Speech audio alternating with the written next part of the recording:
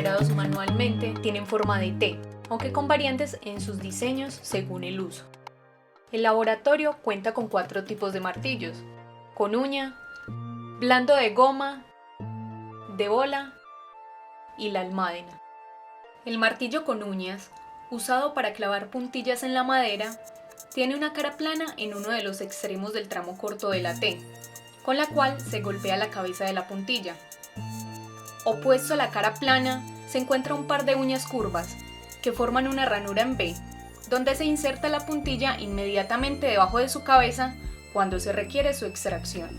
El usuario debe tener la precaución de escoger el tamaño del martillo, en dimensión y masa, acorde al impacto que requiere imprimir. Cuando la sujeción de la puntilla se dificulta por ser pequeña, se recomienda sostener el clavo con ayuda de una pinza para evitar golpearse los dedos. Los martillos blandos, en su extremo percutor, están hechos de materiales menos duros que el acero empleado en los otros. La cabeza de acero se sustituye por goma, madera, bronce o aluminio. La finalidad de este tipo de martillos es aplicar fuerzas por medio de impactos que permitan ajustar, empujar y extraer componentes ensamblados sin dejar huellas de deformación en la superficie de la pieza que se golpea. La almádena es un martillo de gran masa utilizado para proporcionar fuerzas de impacto elevadas. Se recurre a este tipo de martillos cuando el nivel de impacto ofrecido por otros no es suficiente para lograr el cometido deseado. Se utilizan también en la demolición de mampostería. El martillo de bola se usa en operaciones de chapistería, es decir, allí donde se requiere enderezar y moldear láminas de metal blando, como el acero de bajo carbono o aluminio, entre otros.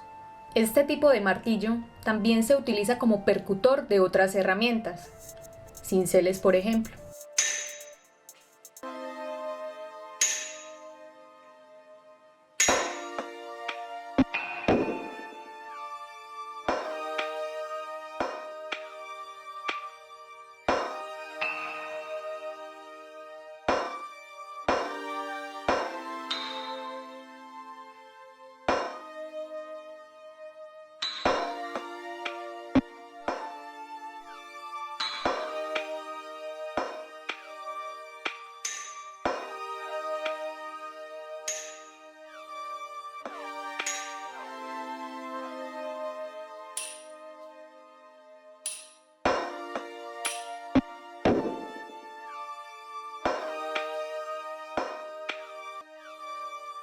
Sierras. Bajo este nombre se incluyen el serrucho común y la sierra entre las herramientas que posee el laboratorio. El serrucho común está compuesto de una hoja de acero templada y un mango de madera o plástico para su sujeción y manipulación.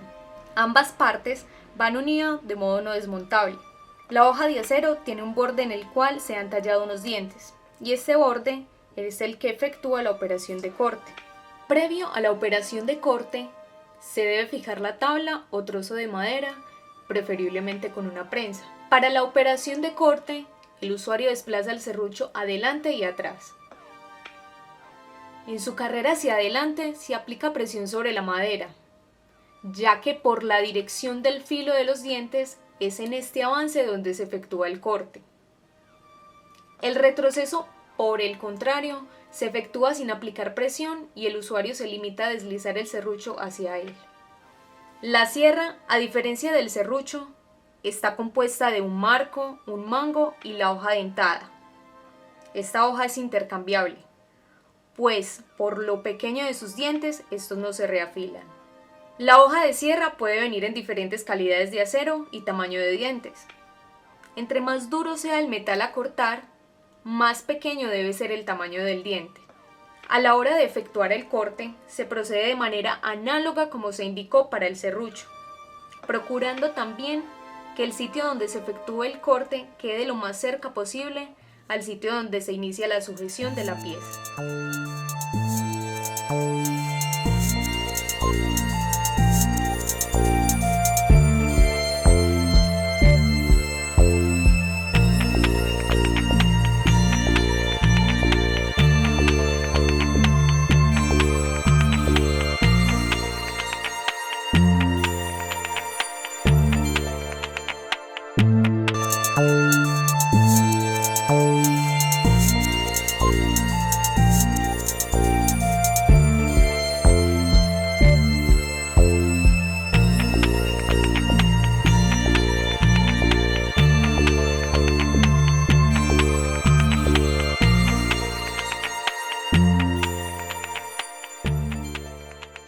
Destornilladores.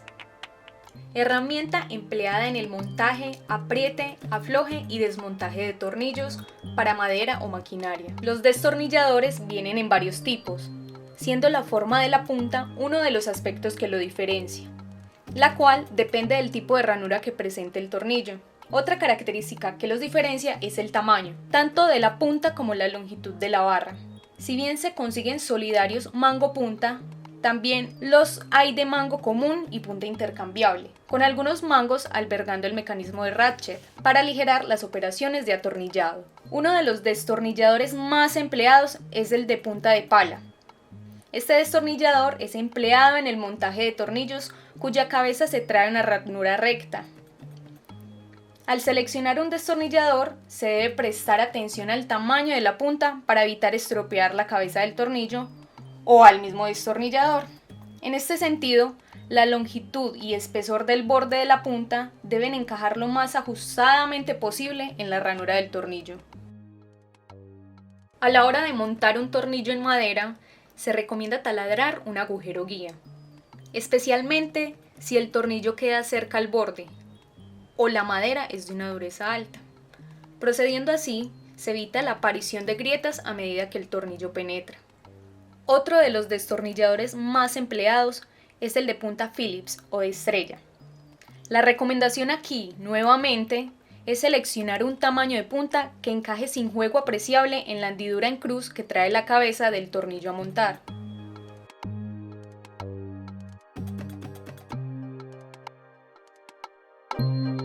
En el montaje-desmontaje de tornillos de máquina, que requieren bajo par de apriete, suelen utilizarse destornilladores con punta hexagonal hendida, para encajar allí la cabeza hexagonal del tornillo a apretar.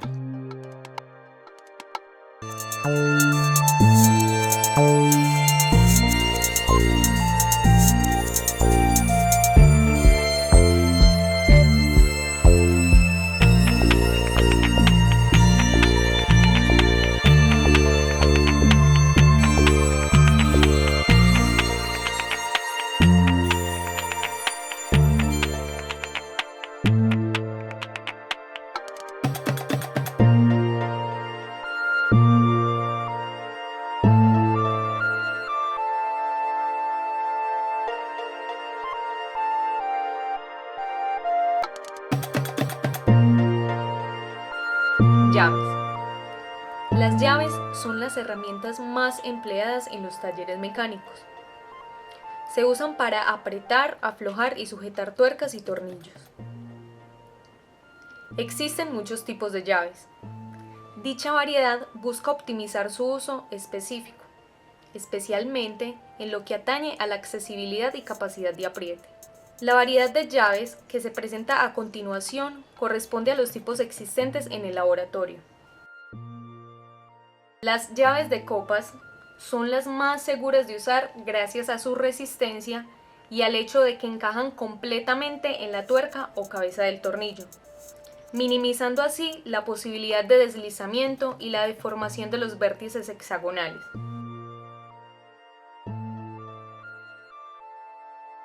De los 3 tipos de llaves de copas producidas, el laboratorio solo dispone de las que se usan manualmente.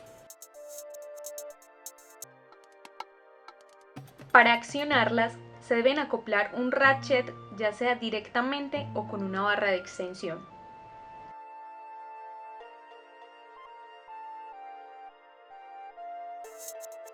También se pueden operar con una barra en T.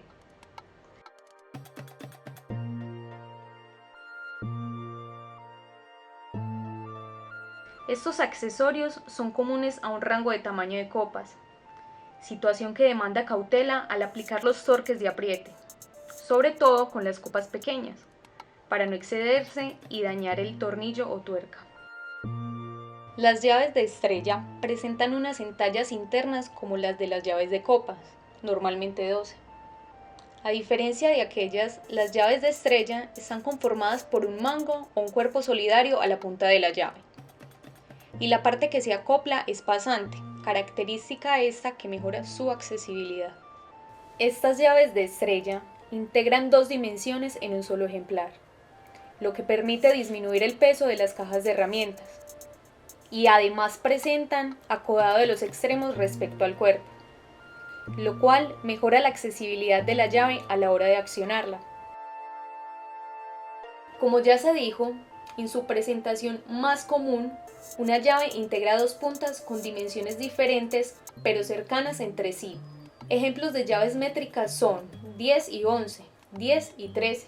Ejemplos de combinaciones en pulgadas son 1/4 por 5/16 y 5/8 por 11/16. La llave boca fija es similar a la de estrella, en cuanto viene provista de un cuerpo a modo de mango.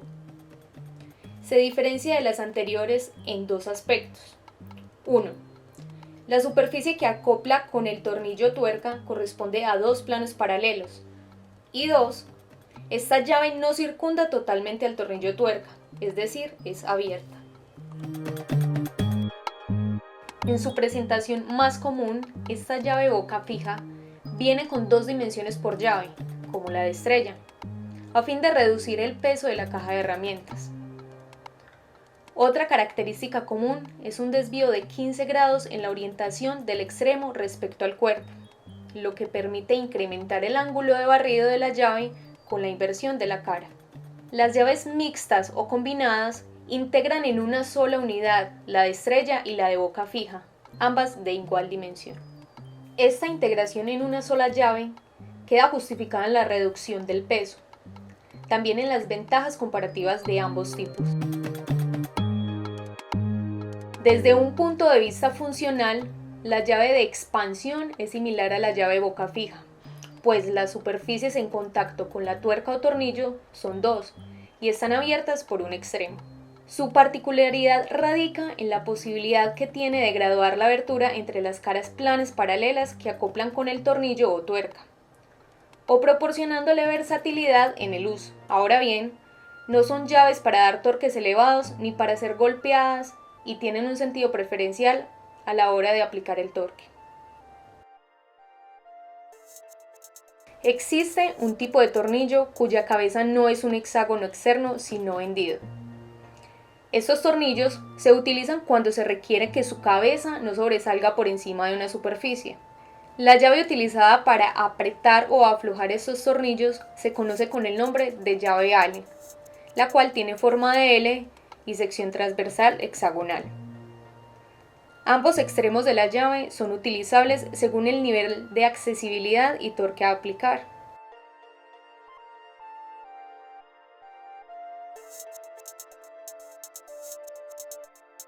La llave para tubos es empleada cuando se requiere montar y desmontar tubos roscados. Si bien existen varios tipos, la que se aprecia en este video es la más común en el medio local. Es una llave a la que se le puede graduar la apertura de las mordazas y tiene en sus caras un dentado orientado que propicia un mayor agarre a la superficie del tubo en un sentido. Este tipo de llave se puede utilizar cuando las huellas que deja sobre el tubo no tienen implicaciones técnicas o estéticas. A primera vista, pareciera que las llaves de copa, estrella y boca fija pueden ser usadas indistintamente, mas no es así. Como se mencionó, la llave de copa es ideal a la hora de conferir aprietes últimos o desapretar. Sin embargo, este tipo de llave tiene restricciones de accesibilidad, como ocurre con las tuercas que se ubican en puntos intermedios de un perno. En situaciones como esta, la llave de estrella puede cumplir su cometido, allí donde se encuentra la tuerca, debido a que la parte que se acopla es pasante, es decir, no tiene fondo. Como se habrá podido observar, la llave boca fija supera en accesibilidad a la llave estrella, en virtud a que dicha llave es abierta, lo que permite llegar a la tuerca aún por los costados.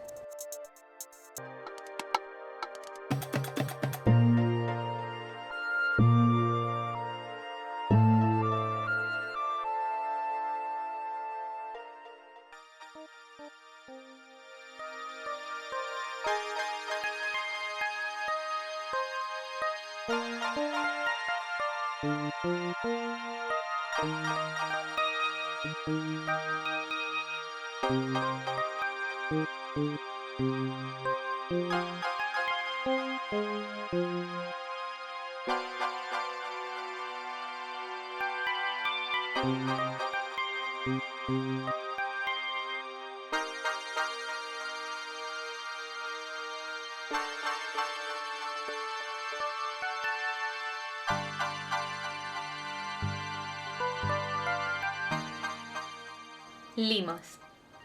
Son herramientas de acero templado provistas de empuñadura, cuyas superficies de trabajo presentan dientes igualmente espaciados. Las limas se utilizan en operaciones de ajuste, así como en la eliminación de rebabas, asperezas y bordes afilados. Según el espaciado y tamaño del diente, se designan por bastas, entre finas, finas y extra finas. Las limas vienen en múltiples formas. Entre las más comunes están triangular, redonda, plana y media caña. La lima triangular se designa así en virtud a su sección transversal. Sirven para ajustar ángulos internos menores a 90 grados. También pueden sustituir las funciones de la lima plana. La lima redonda se utiliza para ajustar o pulir agujeros circulares o redondeados. La lima plana presenta una sección transversal rectangular. Tiene filos en todas sus superficies. También pueden carecer de filos en los cantos, opción recomendada cuando se trabaja en esquinas internas. La lima media caña integra en una sola funciones de la redonda y la plana.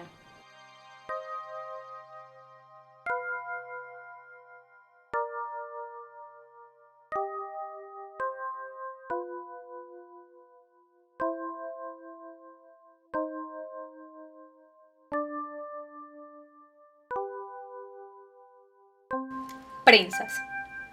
Más que una herramienta, son dispositivos de trabajo ampliamente utilizados en todo tipo de talleres.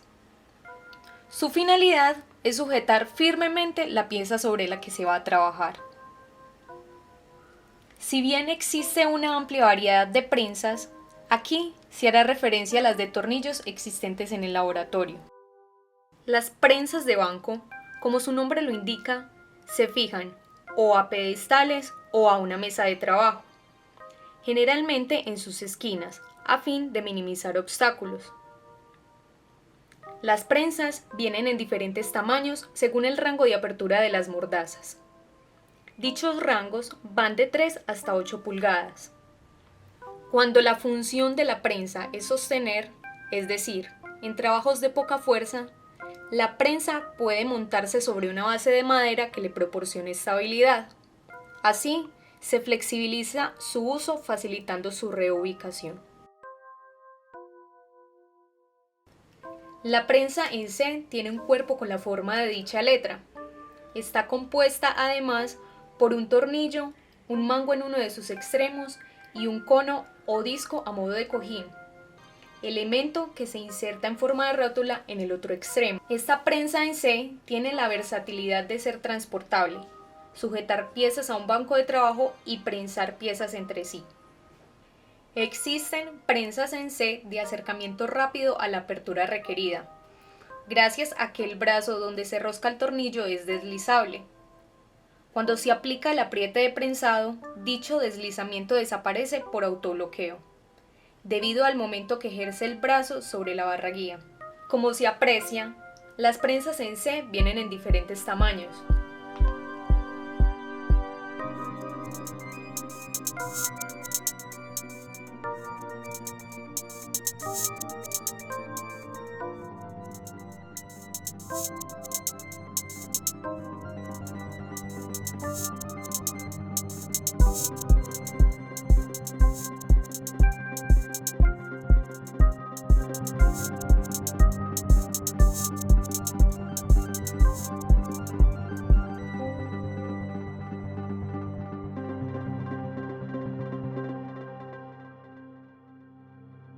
Pinzas.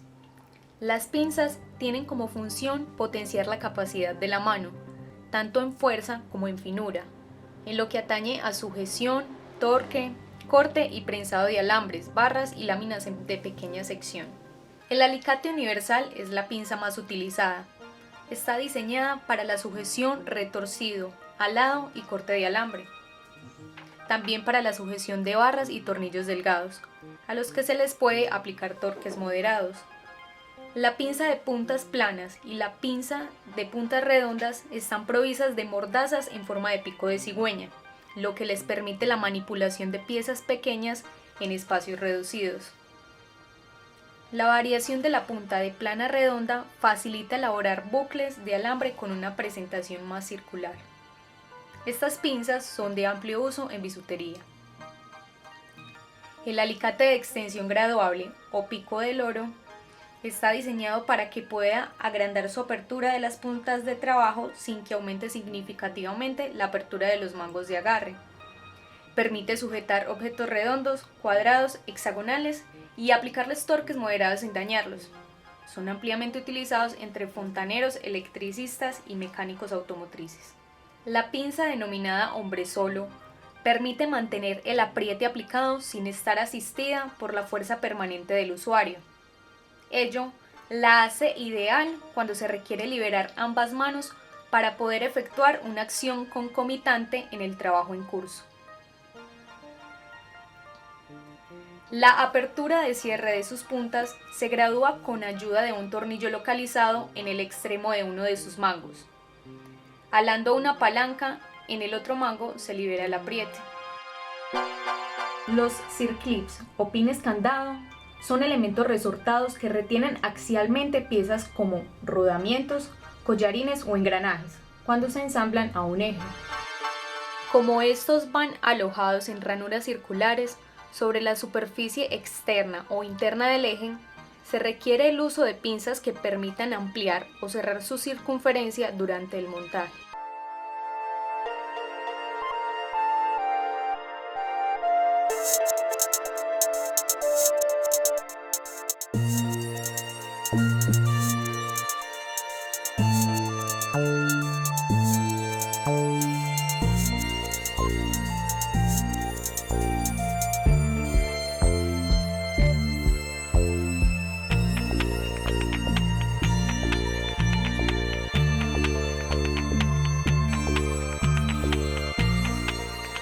Remachadora.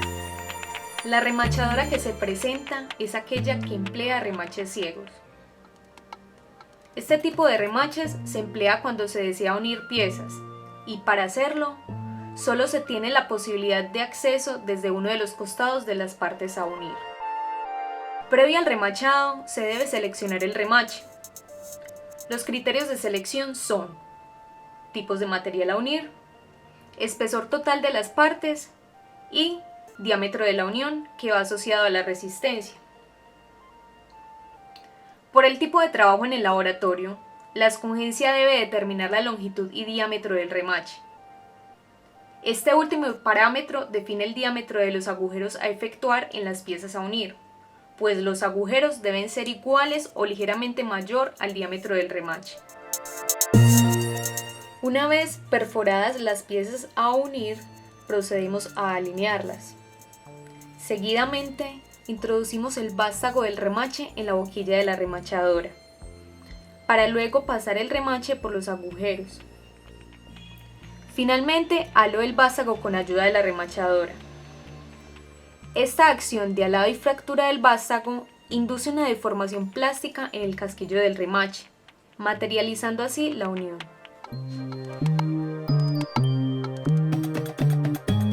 Como ya se mencionó, los remaches vienen en diferentes tamaños y tipos dependiendo de material de las piezas a unir, resistencia mecánica deseada para la unión y requerimientos de estanqueidad para la unión.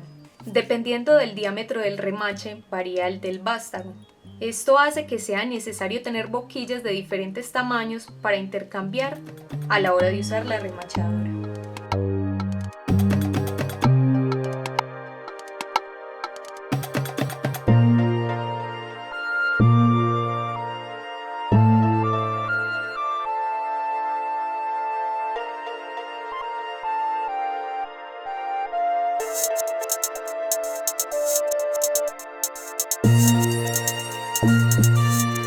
Herramientas para recortar. Existe una gran variedad de herramientas para recortar. En este aparte, nos centraremos en las tijeras y el bisturí. La tijera para recortar lámina es una herramienta cuyo principio de trabajo es idéntico al de las tijeras usadas en el hogar. Su manejo resulta adecuado para espesores de lámina de hasta 1.2 milímetros. Sus puntas de corte vienen en diferentes formas, según si es recto o curvo el corte a realizar. Si bien el corte que se aprecia en el video es recto, la tijera utilizada está diseñada para realizar ambos tipos de cortes. En el laboratorio se emplea uno de los tipos de tijeras usados en el hogar. Este tipo de tijera se destina para recortar materiales blandos como tela, película plástica y angioplástico. Esta tijera no debe destinarse para cortar papel, cartulina o similares, pues sus fibras desgastan los filos en tiempos relativamente cortos. Si bien la tijera de cortar papel es una herramienta de uso en oficinas, el laboratorio también dispone de estas, debido a que muchas de las actividades realizadas por los estudiantes en sus proyectos requieren cortes en cartulina y cartón. El bisturí es una herramienta de amplio uso en oficinas. En el laboratorio se usa para cortar materiales como papel, cartulina, cartón, plástico o caucho. En la operación de esta herramienta, el material a cortar se dispone sobre una superficie plana y el bisturí se desplaza siguiendo la trayectoria del corte. Al cortar, no se debe apoyar directamente sobre las mesas del laboratorio, pues el hacerlo deteriora el neopreno que la recubre y la madera de la cubierta.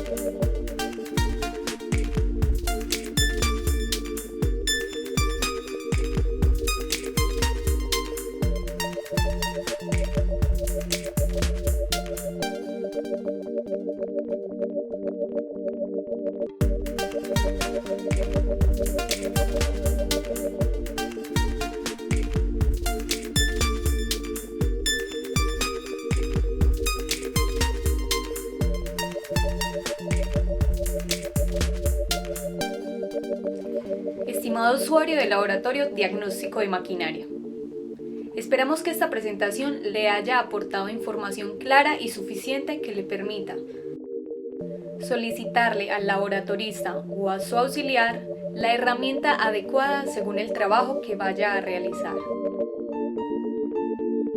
Hacer uso adecuado y seguro de las herramientas manuales, de manera tal que evite accidentes que puedan afectar su integridad física y la de los otros usuarios del laboratorio. También contribuir a preservar las herramientas en buen estado.